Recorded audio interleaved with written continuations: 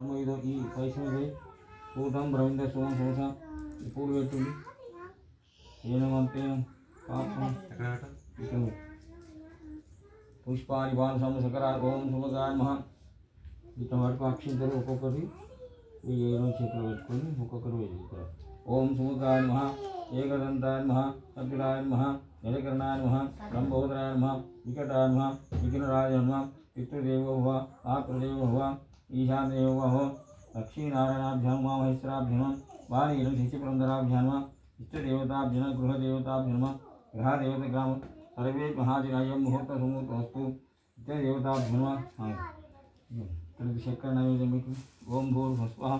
ఓం దత్సవిత్ర ఆకులు నేరండి దత్సవిత్ర భగవద్భవిష్యది